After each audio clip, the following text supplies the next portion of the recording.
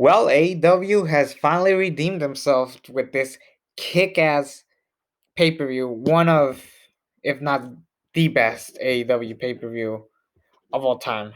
What is up, guys? It's me, the AOLE Double X Prince, and I thought AEW was fucking awesome. For starters, the build-up was great.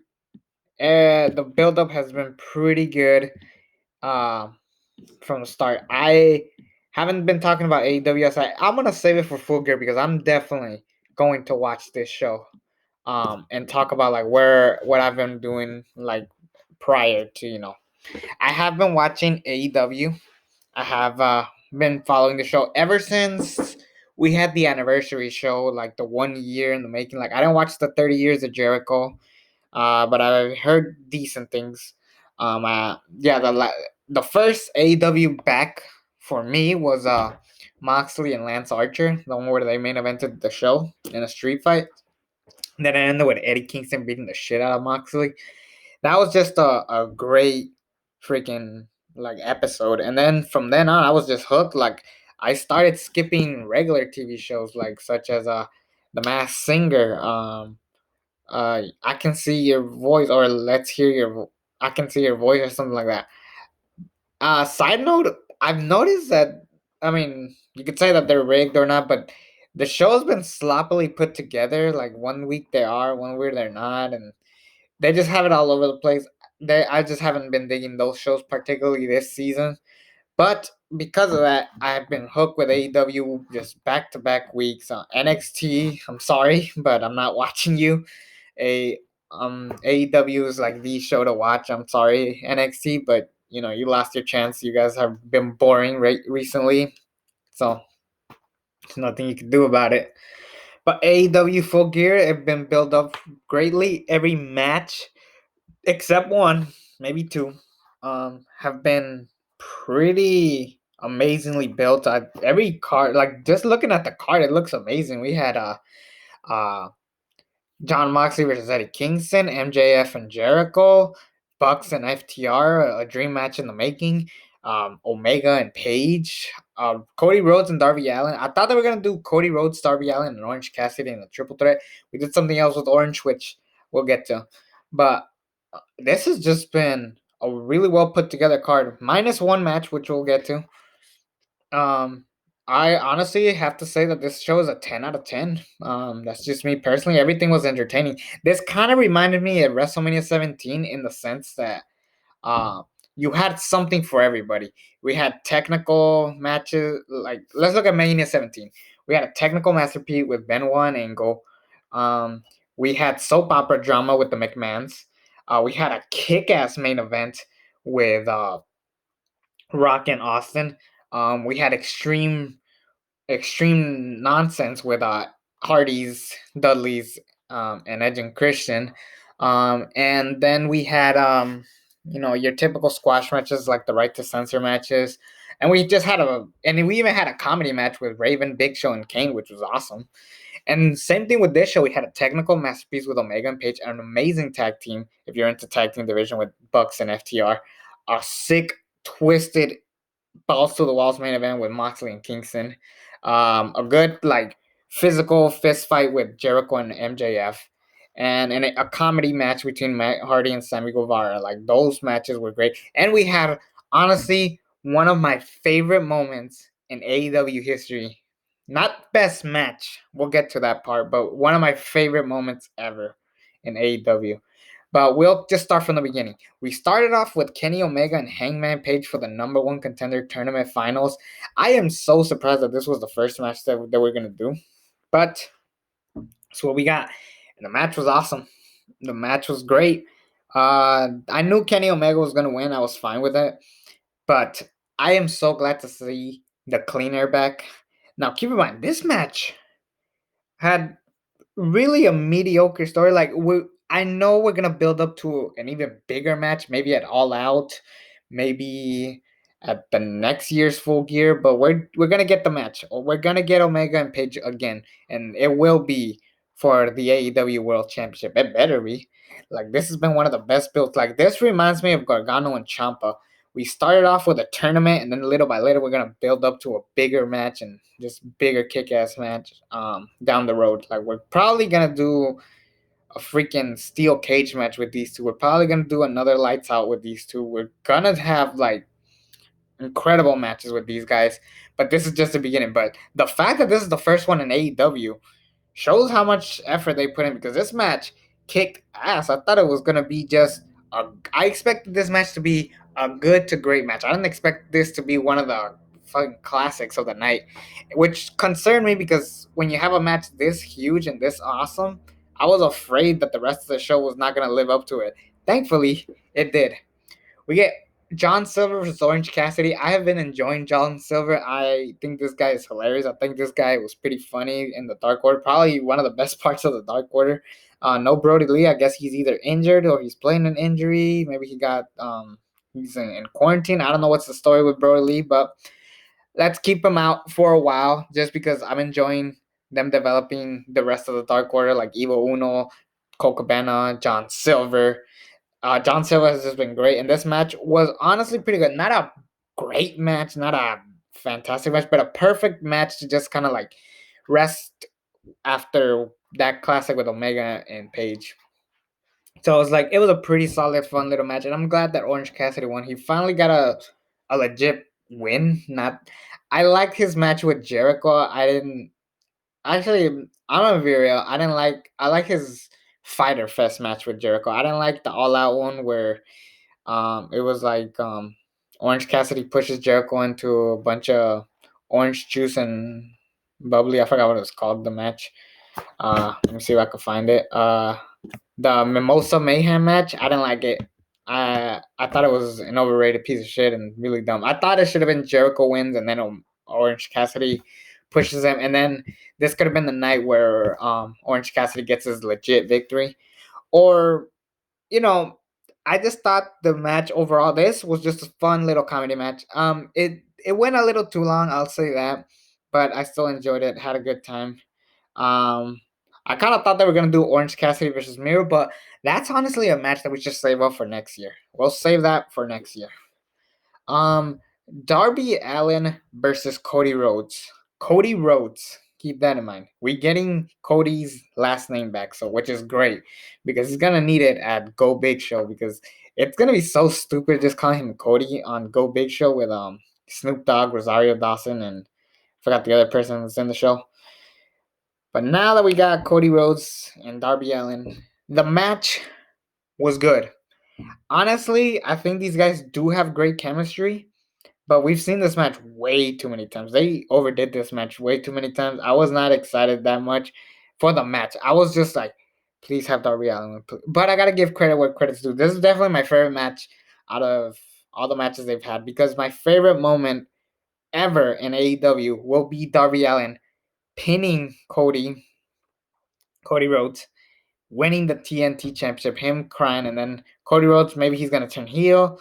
But no, he gives him the proper belt. That was just a fantastic moment. I am so glad they gave Darby Allin the belt. Um, Side note, I was watching this with my baby sister. She's 3. Yeah, she's 3. Uh, yeah, she's 3. I'm sorry, I don't know her age. But anyway, she's 3 years old, but she kind of gets the idea. She knows what wrestling is. She knows stuff. And she loved it. And she could have a conversation. She could actually speak and have like good little conversation. But I think she's gonna be hooked into wrestling, which I'm very, very excited for. It's fun. It's fun to have somebody else in the family love wrestling like I do. But this was her match of the night. Like this was her favorite match of the entire show. I thought she thought this was like a good moment. She like I like stories to make sense, and which is pretty crazy for a 3-year-old to admit that like that she knows what a story is, what because she loves movies just as much as I do. I guess I've been training her, but anyways, this was just the perfect type of story you want to tell when it comes to professional wrestling, and this was just a beautiful, well put together moment, and then it got ruined by Ricky Starks, Brian Cage, and Taz. They beat up Cody and Darby, and then for starters, Darby Allin came out in a car. Uh, yeah, Darby Allin came out in the car, and then they go to that car and they were gonna slam Darby's hand into the car. I did have to cover my sister's eyes because God, my parents would have killed me if they fucking found that. And then I was expecting Sting, possibly Sting. Instead, we had Will Hobbs, which I'm like, I don't care about Will Hobbs. I want to see Sting. Sting, one of the greatest wrestlers and probably the greatest person in WCW history behind Ric Flair. Woo! But yeah, that would have been a cool moment. But we got what we got. Um, yeah, but the fact that Darby Allin won is great. Um, Keep in mind, I remember making a video of like things I want to see in AEW, and I want to see like new stars kind of become their own things, not just typical WWE guys or ex WWE guys just redeeming themselves. I like that they got like I specifically said that my favorite three right now are Orange Cassidy, Darby Allin, and MJF, and all three of those guys won their matches. Back to MJF later. Now we got on to the weakest match of the show, Hikaru Shida versus Nyla Rose. Now, a lot of people were crapping on this match before it even happened. And in my head, I was like, maybe we'll get a decent match at best. This shit was sloppy. It was boring. I didn't care. And crazy enough, I actually predicted Nyla Rose to win because Britt Baker's not going to be available to wrestle for a while, unfortunately. But I thought Nyla Rose was going to win. And they dropped the ball with Nyla Rose. They could have done something cool where they had her like be the Mil Muertes of the team, where she's like every time she loses, she gets stronger as it goes on. Remember in Lucha Underground when they buried Mil Muertes, like they actually beat him in a grave consequence match. Phoenix did. Um, and then he comes back stronger than ever. He changes his look just slightly. His mask like got more like design. So it could have done something cool with Nyla Rose. They didn't. Instead, it was just Vicky Girl slapping Nyla Rose, and I guess we're gonna do Vicky finding a different person to fight Nyla Rose, which I really don't care.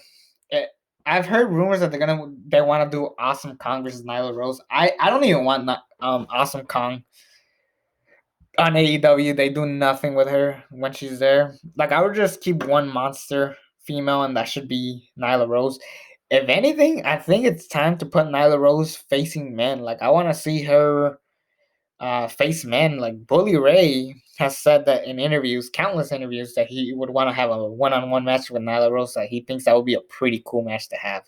And Nyla Rose is perfect for that fit. Hikaru Shida, I just hope she loses that belt to Britt Baker and Britt Baker brings some prestige to this women's division because Kylie Ray retired. Not all of the NWA females are signed like Thunder Rosa and Serena Deeb.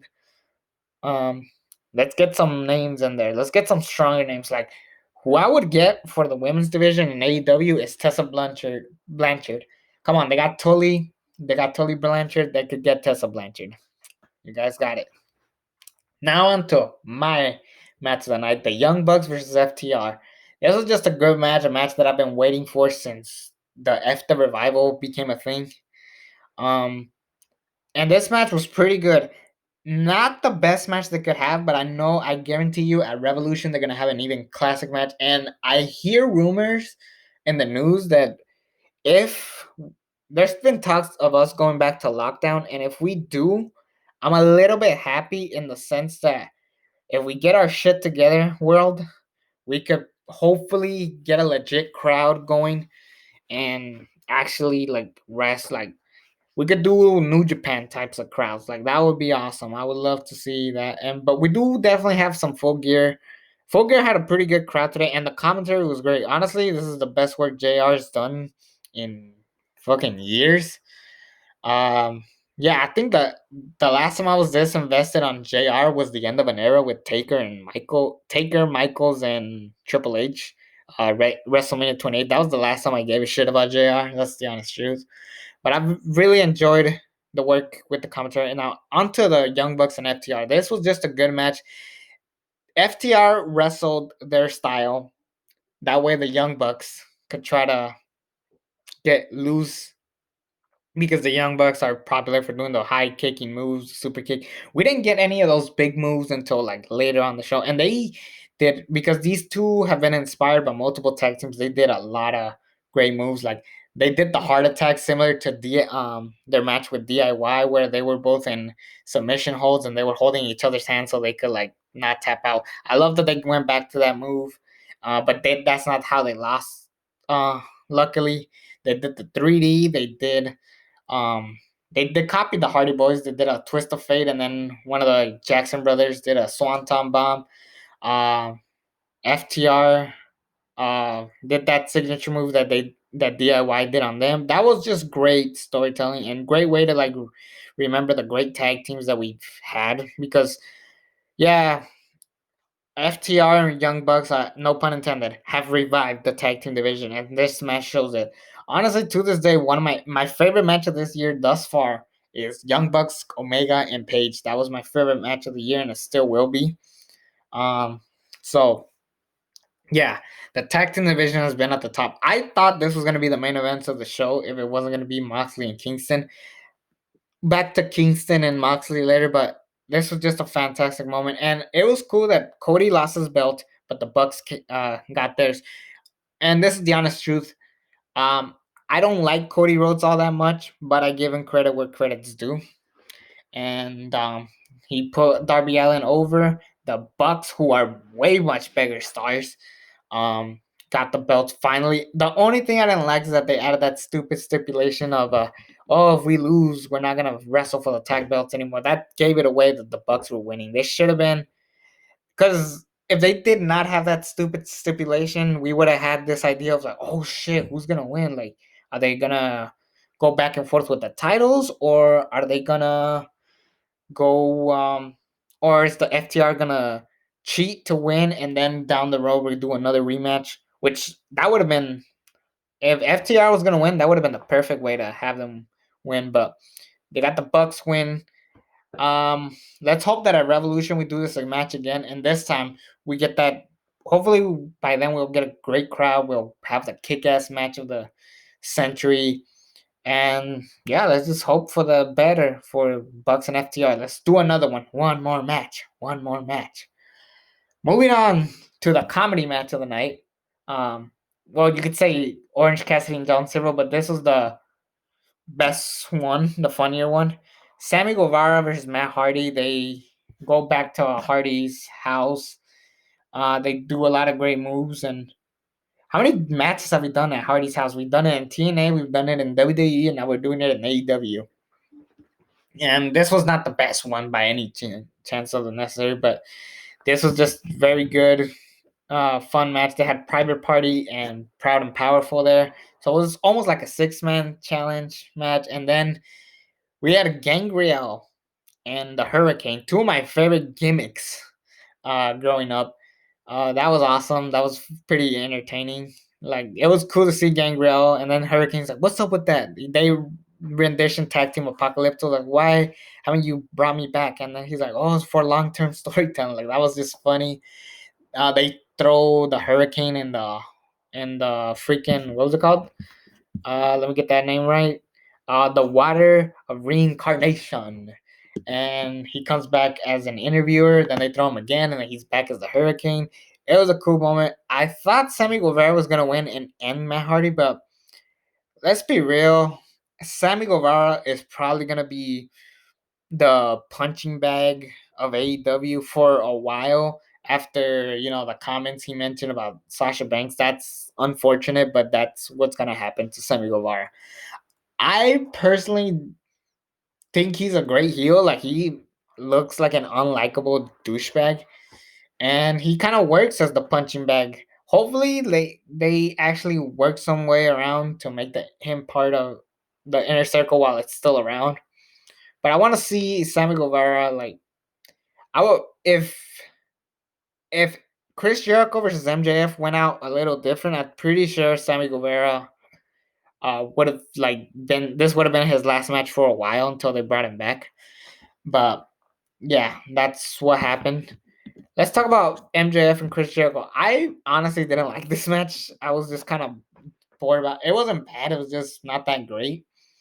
It was just good, like, old school wrestling, which worked. But the main thing I just want to focus on was Wardlow coming in, distracting the referee.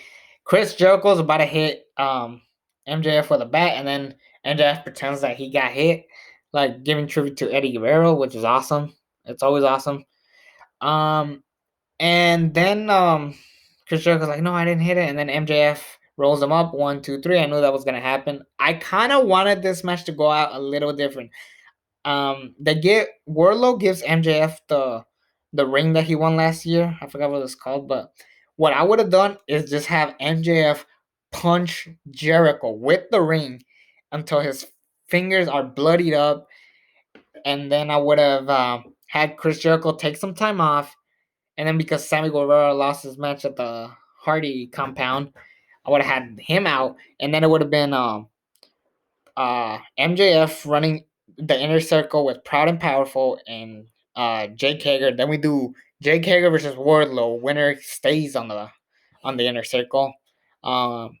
We write off whoever loses, and then when Jericho and Guevara come back, they feud against Proud and Powerful because they've been screwed over. So then we do Proud and Powerful versus the Sex Gods. They could have done something different. Instead, we're gonna do Jericho trusts MJF for now, and then it's gonna eventually lead to MJF dissolving the inner circle. I'm okay with it. I'll give him the benefit of the doubt. I don't want to see the story, but I want to see where it goes before I get super judgy about it. But that's how I would have done it. I would have MJF just beat the shit out of Jericho on this match. I thought the match was fine, but I would have booked it a different way. On to John Moxley versus Eddie Kingston in an I Quit match for the AEW World Heavyweight Championship. Yeah, this match was fucking amazing. I wanted, honestly, and I hate that AEW does this, but they have they have pay-per-views um where number one we get number one contenders for the AEW World Championship, and we expect those guys to go all the way to the next pay-per-view, but instead we just give them out on free TV, which is a bit silly. Like Lance Archer, who wasn't even on the show, he had he attacked somebody backstage. That's about it. But I thought they were gonna do Moxley and Lance Archer at Full Gear, which would have been cool. With that said, I did enjoy Eddie Kingston and Moxley. We'll get to that later, but Brian Cage won this epic ladder match in his debut, probably the best moment of his entire career. And then he lost to Moxley right away, and now Brian Cage is like MIA. He was just beating up Darby Allin and Cody Rhodes because he had nothing else to do. It's just I'm afraid that we're gonna get Kenny Omega and Moxley on free TV, and that is the last fucking thing I want to see. I want to see John Moxley and Kenny Omega have a long-term build story from here to Revolution, which will probably be in February. That is what I want to see. I don't want to see freaking um. If anything, I wouldn't have brought back Lance Archer until the last episode of AEW Dynamite. Um, and then we do Moxley and Lance Archer. Like I would have done because Lance Archer had to take some time off. I would have had Eddie Kingston come in and say I was never really eliminated. Then we build up that until here, which they kind of did, but then we still blew off Lance Archer. We do Lance Archer versus Moxley and the last episode of Dynamite of the year, and then we do Omega and Moxley afterwards. So that's how I would have done it. But onto this match. This was the best story going into it. Like Eddie Kingston, this guy is fucking amazing at promos. He's not the best wrestler, I should say. He's a good brawler. He's a good master at telling stories, especially as a kick-ass fighter. He is from CCW, so you expect that from him. And John Moxley, they're friends. I expected these guys to rip each other apart. They were gonna get flaming tables. This was a subpar CCW match. I thought the lights out, and I'm not just saying this because I like Omega more than Kingston, but the lights out was way more brutal than this. It really was. They did have blood for both men. They both bled. But yeah, I thought that one was more brutal. But this was still brutal, pretty intense, pretty insane. They had no choice but to do this move on Eddie Kingston, where Eddie Kingston said, "Fuck it, I quit. This guy's not gonna stop. I quit." That was great storytelling. Personally, I would just retire Eddie Kingston because Like, where is he going for after this? He's gonna fight the TNT Championship. What is he really gonna do afterwards? I would keep him as a manager, build up Butcher, Blade, and the Lucha Bros. I don't know what they could do with Eddie Kingston, but this was just like real great booking from him. I would just keep him as a manager because this guy is way much better as a promos than he is a wrestler. Not that he's a bad wrestler, it's just I like him a lot more like this. Eddie Kingston's gonna go down as one of my favorite Latino wrestlers. I believe Eddie Kingston is Latino. Like it will be Rey Mysterio, Eddie Guerrero, and then Eddie Kingston probably. But yeah, this was a brutal match, really intense. And then we had Omega after the match come and they do a stare down with Moxley and Omega, teasing their next match. For the love of God, do not give this away from free TV. This is too good to be for free. I'm just telling you, save this for Revolution. Build the story. Show that you could do long term booking. That AEW, you could do it. You did it with Cody Rhodes and MJF. It was fantastic. You could do it with Moxley and Omega. Do not just throw this on a free TV. Like just because Omega is the new number one contender doesn't mean you have to give it away for free. They did him. They did Lance Archer and Brian Cage horrible. Do not do this with Omega. This is one of those money matches. I guarantee you, when we get crowds, this shit will sell like fucking. This will be fucking insane. The ticket sales are gonna go up the ass. Like this shit is just that damn special. That is it for my review of Full Gear. What do you guys think? I thought the show was fantastic. I would have tweaked a couple of things here and there, but that's me. I always do that shit, even with great shows. But do not let that disencourage the way you watch the show. If you watch this from top to bottom, if you love AEW, if you love wrestling, this is your show. And like I said, there's something for everybody. You have Omega and Page have like a technical masterpiece. You have a great tag match with FTR and the Bucks. We have a cinematic match with Hardy and Guevara, a comedy match with Orange Cassidy and John Silver. Really, the only thing that they did wrong was the women's division, but come on. Do we really give a shit now? As long as they take it serious, we'll take it serious. Anyways, it's me, the ALE Double X Prince. Subscribe to this channel if you haven't already. And until then, I'm out.